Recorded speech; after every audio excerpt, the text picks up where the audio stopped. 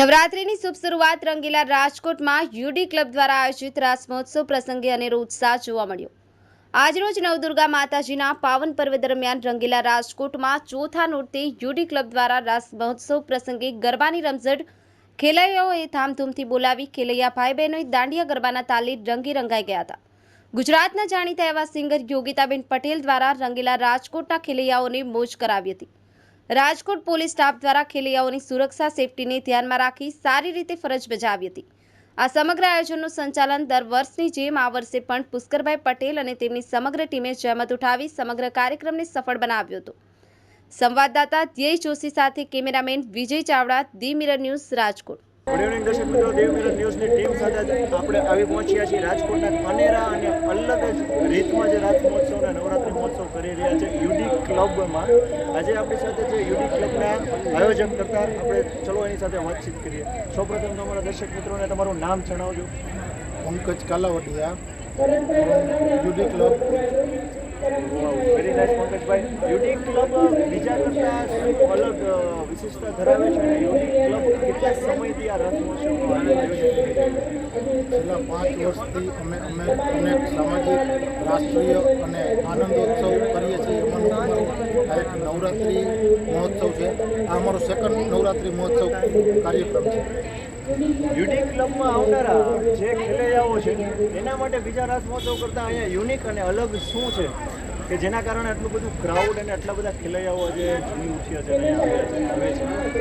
અહીંયા સૌપ્રથમ બહુ એટમોસ્ફિયર સરસ એવું ગ્રાઉન્ડ છે। 1 લાખ સ્ક્વેર ફૂટની જગ્યા છે। બહુ ડિસિપ્લિનવાળું ગ્રાઉન્ડ છે। કંઈ પણ આધાર કાર્ડ હોય કે પ્રોપરલી સમાજ માટે વાત કરીએ તો જેન્ટ્સ માટે ઓનલી કડવા પટેલ જ એલાઉડ કરીએ છીએ। દીકરીઓ માટે કોઈ પણ સમાજની દીકરીઓ એલાઉડ કરીએ છીએ।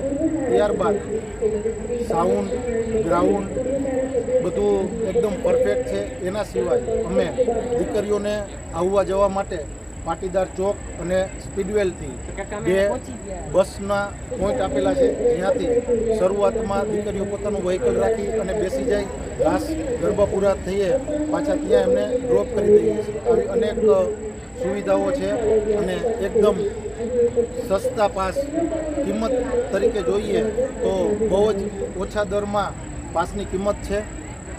Thank you so much. અને દર્શક મિત્રો બહુ શીખવા જેવી વાત છે કે જે પંકજભાઈ જણાવ્યું એ રીતે કે જે ખેલૈયાઓ અને લેડીઝ બેની દીકરીઓ લેડીઝો માટે એમને બસની અલગની સુવિધા કરેલી છે કે જે અત્યાર સુધીમાં રાસ મહોત્સવમાં ક્યાંય પણ કરેલું નથી। તો જે એક ખેલૈયાઓ અને દીકરીઓ માટેની જે સેફટી પર્પઝનો છે એ બહુ ખૂબ જ સરસ બહુ આયોજન કરેલું છે। Thank you so much the mirror